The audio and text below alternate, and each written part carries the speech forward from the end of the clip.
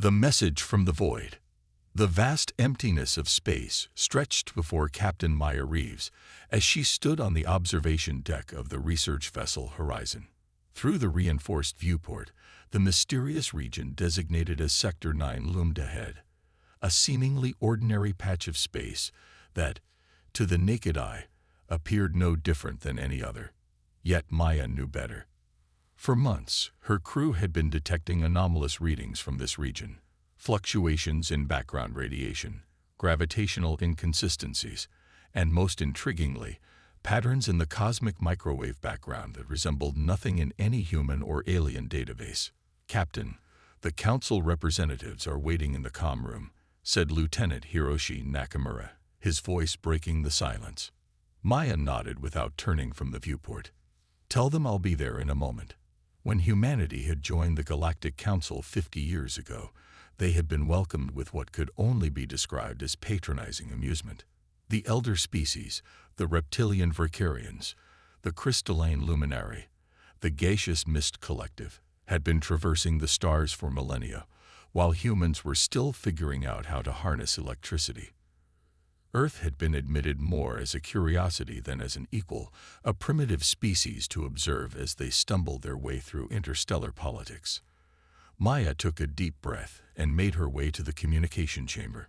The holographic projections of 7 council representatives materialized as she entered, their forms shimmering with the telltale blue edge of long-distance transmission.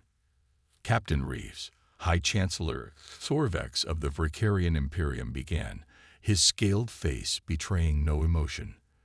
"We've reviewed your petition to declare Sector 9 a restricted zone. The Council finds your evidence unconvincing. Chancellor, with all due respect, the readings we've collected are anomalous but not threatening," interrupted Ambassador T. Lara of the Luminary Concord, her crystalline form refracting light in hypnotic patterns. "Many regions of space contain unusual phenomena. That hardly justifies restricting access to a major transit corridor." Maya clenched her jaw. "This is different. The patterns we're detecting, they're not random. There's a structure to them, a complexity that suggests intelligence." A ripple of amusement passed through the council representatives. "Captain," said Emissary Vaporn of the Mist Collective, his gaseous form swirling in what Maya had learned to recognize as condescension, "your species has been among the stars for barely a century. The Council has been monitoring Sector 9 for over 10,000 years. There is nothing there but empty space and background radiation." "Then explain these," Maya said, transmitting a series of data files to the Council. "Energy signatures that defy all known physics, gravitational waves that propagate in patterns matching mathematical sequences, and most importantly, responses to our probes that adapt to our inquiry methods. Sensor malfunctions," Sorvex dismissed with a wave of his clawed hand, "or perhaps deliberate fabrications to claim territorial control over a strategic sector." Maya felt heat rise to her face. "You think we're lying. We think you're mistaken," Tilara said diplomatically, "or perhaps detecting echoes of your own technology. Humans are known for their imaginative interpretations." The meeting continued in this vein for another 20 minutes before the Council formally rejected the petition. As the holograms faded, Maya stood alone in the chamber, frustration and determination warring within her. "They didn't believe us, did they?" Dr. Eliana Chen, the Horizon's chief xenolinguist, asked from the doorway. "No," Maya replied. "They think we're either incompetent or lying. So what now?" Maya's gaze hardened. "Now we get proof they can't ignore." The expedition into Sector 9 began 3 days later. The Horizon ventured deeper than any previous mission, its sensors at maximum sensitivity. Maya had insisted on leading the team personally, against the recommendations of Earth Command. "Captain, you need to see this," called Dr. Sanjay Kapoor, the ship's quantum physicist. His normally calm demeanor was shaken as he pointed to his monitor. The display showed a region of space ahead that appeared to fold in on itself, creating what looked like a pocket universe within our own. Within this fold, something pulsed with a rhythm reminiscent of a heartbeat. "What are we looking at, Doctor?" Maya asked, leaning closer. "I'm not entirely sure," Sanjay admitted. "It's as if space itself is breathing. The quantum field theories we've relied on for centuries can't explain this. Life signs.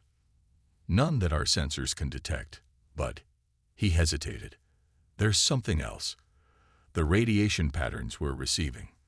They're changing in response to our scans, as if whatever is out there is studying us while we study it." Maya felt a chill run down her spine. "Ileana, any progress decoding the patterns?" Dr. Chen nodded slowly, her eyes never leaving her workstation. "They're not just patterns, Captain.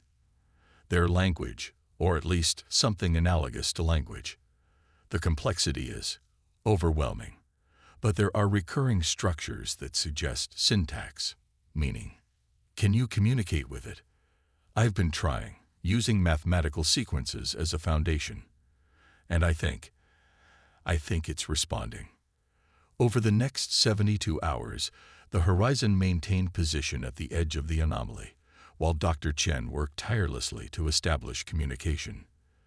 The crew began experiencing strange phenomena, vivid, shared dreams of vast cosmic architectures, moments of inexplicable emotion that swept through the ship like waves, instrumentation that functioned perfectly one moment and displayed impossible readings the next.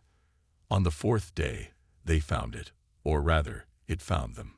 "Captain, to the bridge, immediately," came the urgent call over the ship's comm system. Maya rushed from her quarters to find the bridge crew staring in awe at the main view screen. Before the Horizon floated an object unlike anything in human or alien records, a geometrically perfect dodecahedron, approximately 3 meters across, its surface a deep obsidian that seemed to absorb rather than reflect light. Patterns of luminescent violet energy coursed across its faces in complex, ever-changing arrangements. "It just appeared, Captain," said Lieutenant Nakamura. "One moment there was nothing, and the next." "Scans," Maya demanded. "Inconclusive. The material isn't registering on any of our analysis protocols. It's as if our sensors can't quite focus on it." Maya stepped closer to the view screen. "Ileana." Dr. Chen was already working at her station, her fingers flying across the interface. "The patterns on its surface match the communication sequences we've been studying. I think it's a physical manifestation of whatever we've been talking to." "Or a message," Maya suggested. "A response in a form we might better understand." "Captain," interrupted the security officer, "the object is emitting a tractor field. It's pulling us in." Maya's decision was immediate. "Don't resist. Let it happen." "Captain," the officer questioned, incredulous. "If it wanted to destroy us, it could have done so already. I think it's inviting us closer." The Horizon was drawn gently toward the artifact until it hovered just meters from the forward hull. Then, without warning, the object began to change, its perfect geometric form dissolving into a swirling vortex of energy. "Shields at maximum," Maya ordered. "All hands, brace for." Her words were cut short as a beam of violet light shot from the vortex, passing through the ship's shields as if they didn't exist and enveloping Maya in its glow. For a moment that seemed to stretch into eternity, she stood frozen on the bridge, her eyes wide as information poured directly into her mind.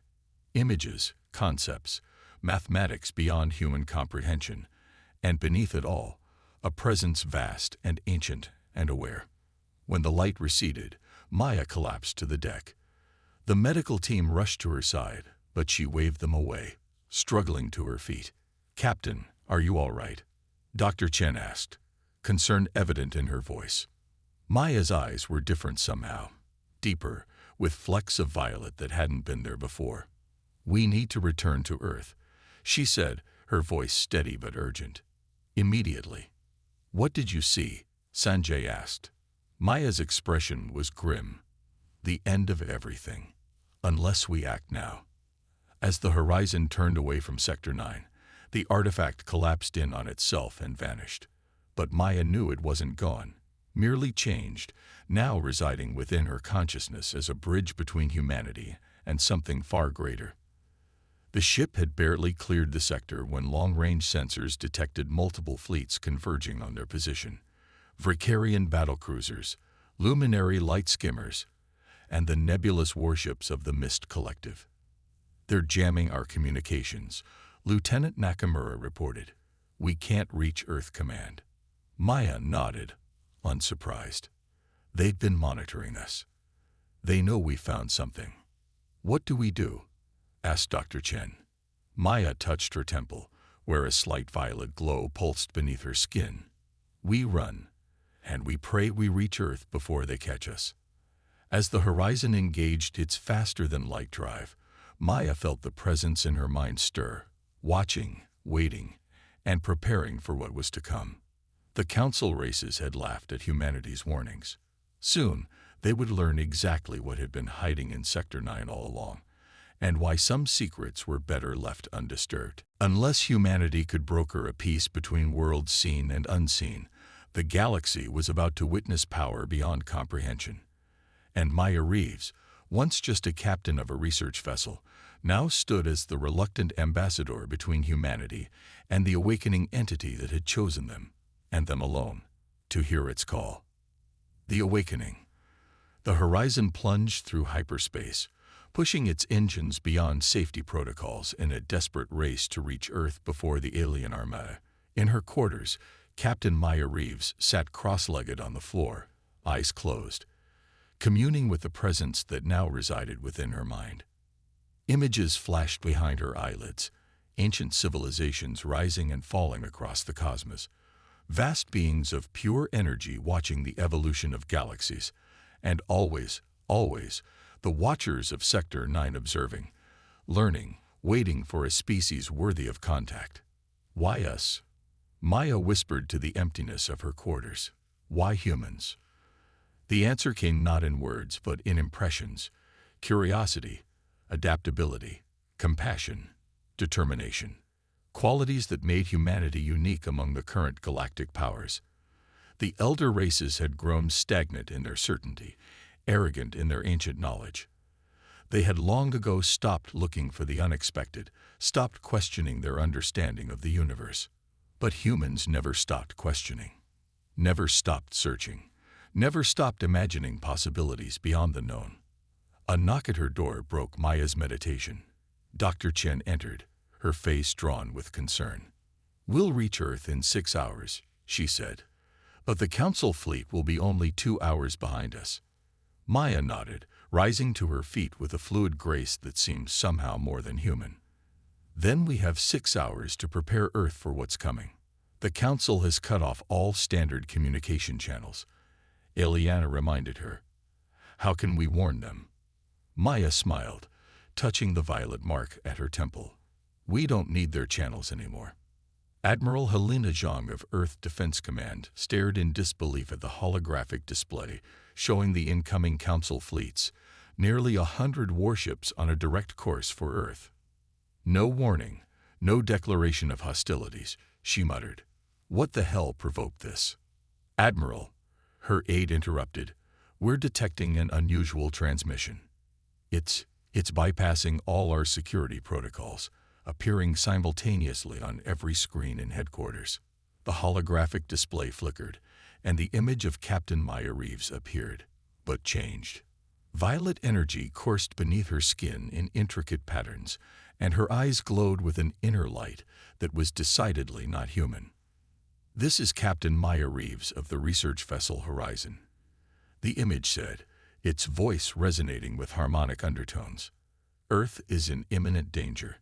The Galactic Council has dispatched a fleet to our system with the intent to seize or destroy what we've discovered in Sector 9. They fear what they don't understand, and what they should fear is acting on that ignorance." Admiral Zhang leaned forward. "Maya, what happened to you?" The holographic Maya seemed to hear her, turning its gaze directly to Zhang. "I have been connected, Admiral, to something ancient and powerful, something that has watched humanity since we first looked up at the stars and wondered what lay beyond them." Over the next hour, Maya explained everything. The anomalies in Sector 9, the Council's dismissal of their findings, the artifact, and the entity it represented. As she spoke, data streamed alongside her image, sensor readings, mathematical proofs, linguistic analyses, all confirming her incredible story. The entity calls itself the Confluence, Maya explained. It exists across multiple dimensions, perceiving time and space in ways we can barely comprehend. It has watched countless civilizations rise and fall across billions of years, and now it has chosen to make contact through us. Why? Zhang asked the question everyone was thinking. Because unlike the elder races, we still have the capacity for wonder, for growth, for change. Maya's expression softened. The Confluence doesn't want to conquer or destroy. It wants to connect, to share knowledge, to help life throughout the galaxy evolve beyond its current limitations. But the Council races fear change. They've built their power on stability, on maintaining the status quo. And now they're coming to destroy the evidence, Zhang concluded. Yes, they believe that by eliminating the Horizon and everyone who knows about the Confluence, they can maintain their dominance. What do you need from us, Captain? Maya's holographic form seemed to grow more substantial, more present. I need you to trust me, Admiral. And I need the Pilgrim. Zhang's eyebrows shot up. The Pilgrim was Earth's most advanced prototype vessel, equipped with experimental technology reverse-engineered from various alien sources. It was humanity's ace in the hole, a ship that could potentially stand against the most powerful Council vessels, but it had never been tested in actual combat. You're asking for a lot of trust, Maya. I know, but the alternative is watching Earth burn. After a moment of tense silence, Zhang nodded. The Pilgrim is yours. What's your plan? I'm going back to Sector 9, Maya said simply. And I'm taking the Council fleet with me. The Pilgrim waited in high Earth orbit, its sleek, obsidian hull absorbing, rather than reflecting the light of the sun. It was smaller than the Horizon, designed for speed and stealth rather than research. As Maya boarded with a skeleton crew of volunteers, she felt the Confluence stir within her mind. Anticipation, concern, resolve. This is either the bravest or the stupidest thing I've ever done, muttered Lieutenant Nakamura as he took his position at the tactical station. Probably both, Maya replied with a grim smile. That's humanity for you. The Pilgrim broke orbit just as the first Council ships appeared at the edge of the solar system. Massive Vricarian dreadnoughts leading the way, their weapons already charging. Open a channel to the lead vessel, Maya ordered. The imposing face of High Chancellor Sorvex filled the view screen, his reptilian features tight with barely contained fury. Captain Reeves, return what you have stolen from Sector 9 immediately, or we will reduce your homeworld to ash. Maya stood before the screen, allowing the Confluence's energy to flow visibly through her. I've stolen nothing, Chancellor. I've simply accepted a gift that was offered freely. A gift your people were too arrogant to recognize when it was offered to you millennia ago. Thorvex's eyes widened in shock as he took in Maya's transformed appearance. What have you done to yourself, human? I've evolved, Chancellor, as all life is meant to do. Maya's voice resonated with power that transcended the ship's communication systems. The Confluence reached out to all spacefaring races when they first achieved interstellar travel. The Vricarians, the Luminary, the Mist Collective, all were given the chance to connect, to grow beyond their limitations. All rejected the opportunity out of fear or pride. Lies, hissed Axorvex, but uncertainty had crept into his voice. You know it's true, Maya pressed.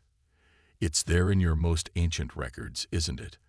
The voices from the void, the lights between stars, the offers of communion that your ancestors rejected in favor of conquest and control. The Chancellor's silence was confirmation enough. Follow me to Sector 9, Maya challenged. See the truth with your own eyes, or attack Earth and prove that your civilization has indeed reached the end of its evolution. capable only of destroying what it fears rather than understanding it. Without waiting for a response, the Pilgrim accelerated away from Earth, its experimental drive leaving a trail of violet energy in its wake, energy that matched the patterns pulsing beneath Maya's skin. After a moment of hesitation, the Council fleet followed. The journey to Sector 9 took less than a day aboard the Pilgrim. As they approached the coordinates where the Horizon had encountered the artifact, Maya felt the confluence's presence grow stronger, more focused.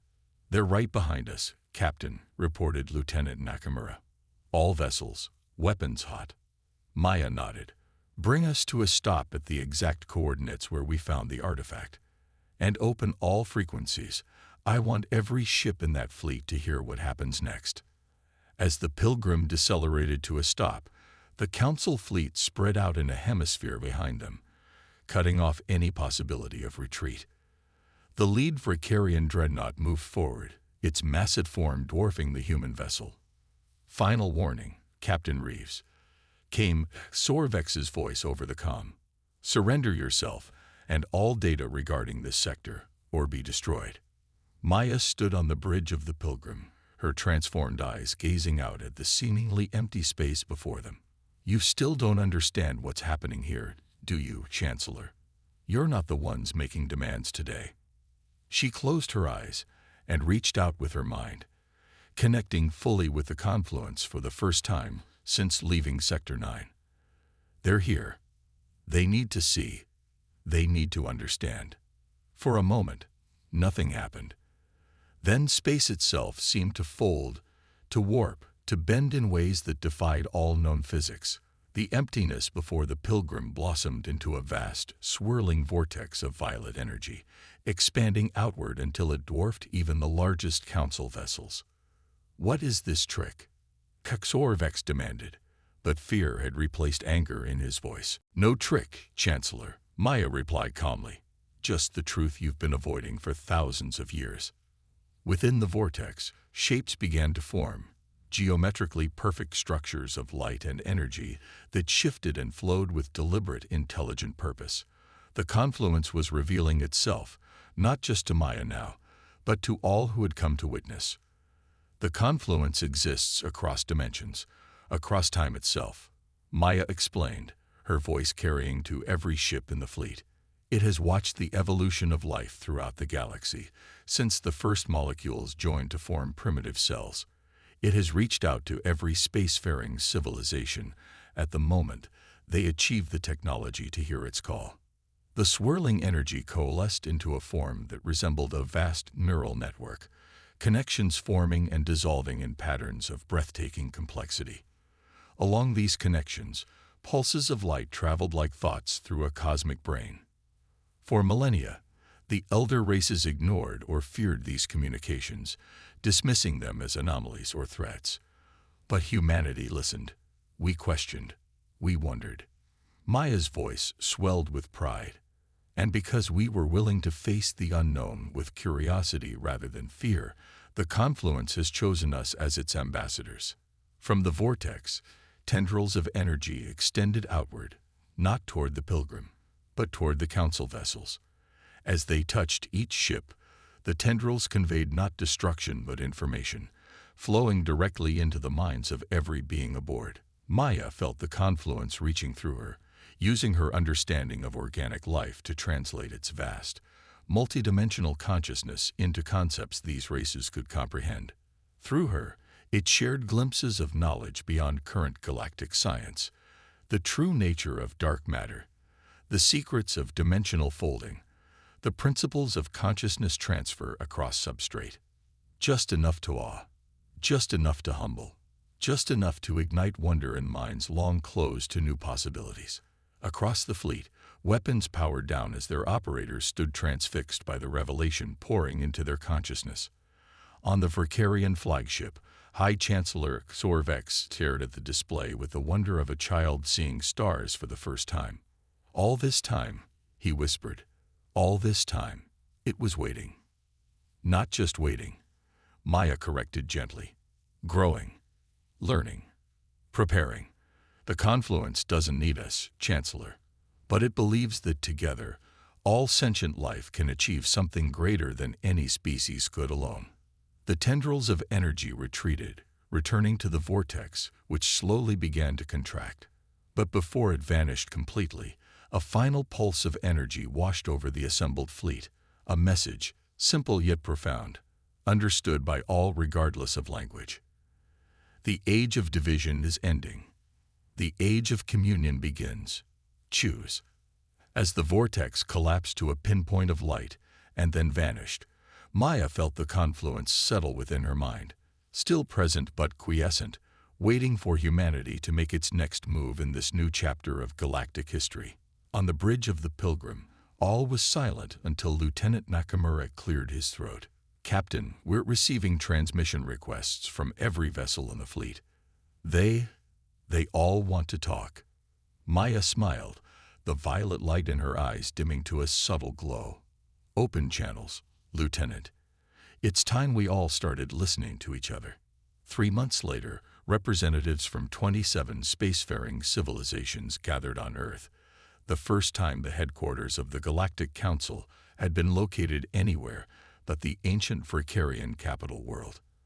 At the center of the assembly stood Captain Maya Reeves, now bearing the title of ambassador to the confluence. For too long, the elder races have guided galactic civilization along a path of stagnation disguised as stability, she addressed the assembly. "We maintained the illusion of progress while fearing true change. We celebrated diversity while enforcing conformity of thought. That ends today." Around the chamber, heads nodded, even those of species who had once looked upon humans with condescension or contempt. "The confluence has shown us possibilities beyond our imagining," Maya continued, "not as a gift to be hoarded, but as a challenge to be worthy of.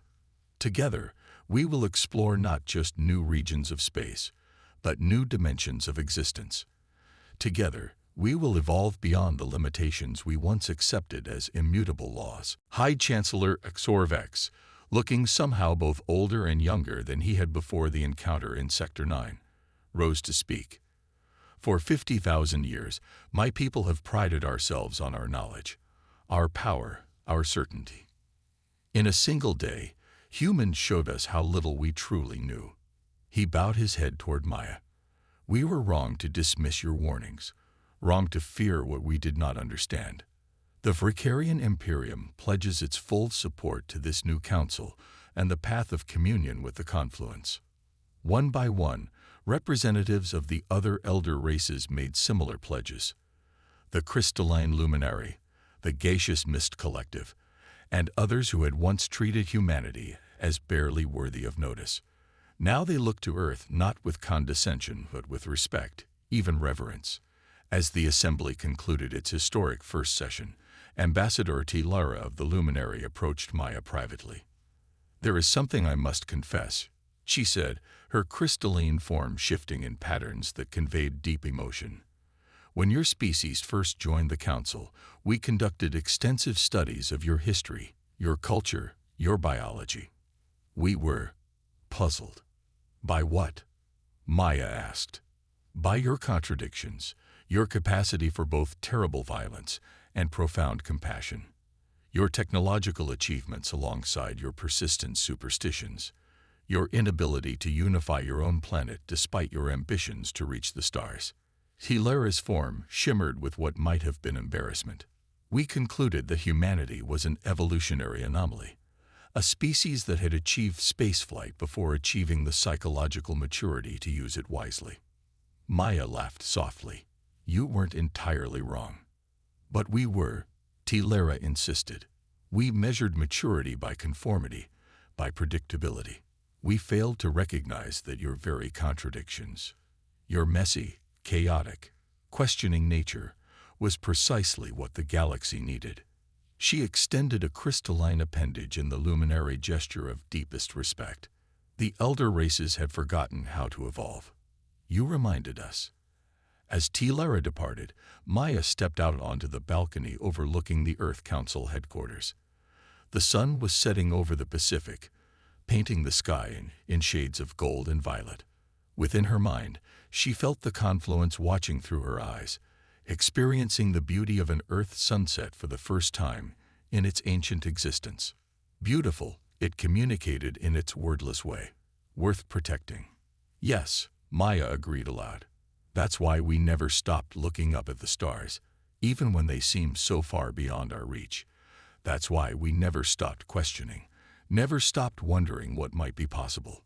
The confluence's response flowed through her consciousness, images of possibilities yet to come, of humanity guiding the galaxy into an age of exploration and growth beyond anything the elder races had imagined in their long, stagnant histories. Maya smiled as darkness fell and the stars emerged above her. The species that had once been mocked as primitive newcomers now stood at the vanguard of galactic evolution. Not because humans were stronger or smarter or more advanced, but because they had never lost the ability to look into the unknown and see not a threat, but a possibility. In the depth of space, in the sector once designated simply as 9, the confluence continued its ancient vigil, watching, waiting, and for the first time in eons, hoping.